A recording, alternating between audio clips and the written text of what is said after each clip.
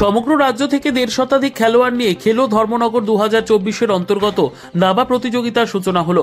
ধর্মনগরে বিবেকানন্দ সার্ধ শতবার্ষিকী ভবনে ধর্মনগর পৌর পরিষদের উদ্যোগে আয়োজিত খেলো ধর্মনগর ২০২৪-এর অন্তর্গত ওপেন র্যাপিড চেস চ্যাম্পিয়নশিপ অর্থাৎ দাবা প্রতিযোগিতা শুরু হলো আজ থেকে।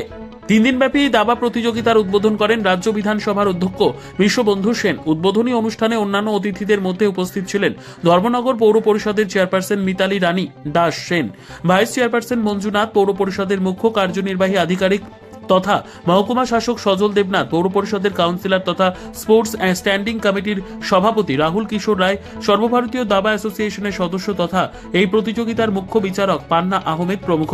জানা যায়, ধর্মনগর সহ সমগ্র রাজ্য থেকে মোট ১৬৩ জন খেলোয়াড় এই প্রতিযোগিতায় অংশ নেয়। উদ্বোধক অধ্যক্ষ বিশ্ববন্ধু সেন এবং খুদে খেলোয়াড় দাবা খেলার মাধ্যমে প্রতিযোগিতার সূচনা হয়। সমাজে যে নেগেটিভিটিটা বেশি এখন ছড়িয়ে গেছে, সেই নেগেটিভিটিটাকে দ্রুত কাটিয়ে ওঠা যায়।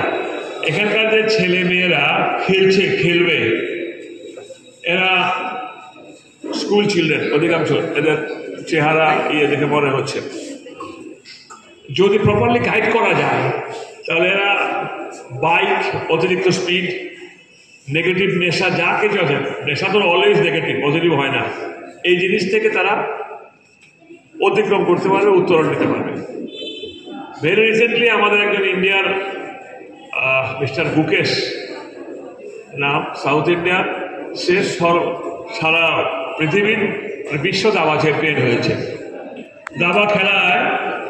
দাবা খেলায় কিন্তু এনজিএফ যেটা বললেন, মেধা, ব্রেন, ট্যালেন্ট, আইকিউ লাগে, এবং এটাতে সফল হতে পারলে তার আগামী দিনের যাত্রাপথ, অর্থনৈতিক সংকট কখনো থাকবে না।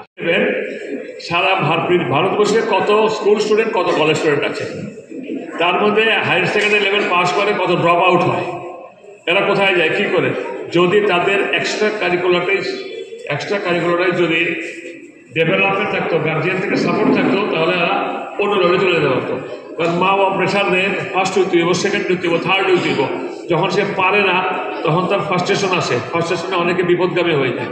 সুতরাং এই খেলাধুলার মধ্যে কিন্তু যথেষ্ট উন্মাদনা, প্রাণের সঞ্চার আছে, এবং সবচেয়ে আগে কিন্তু শরীর ফিট রাখতে হবে। নিজস্ব প্রতিনিধির রিপোর্ট, দুরন্ত টিভি।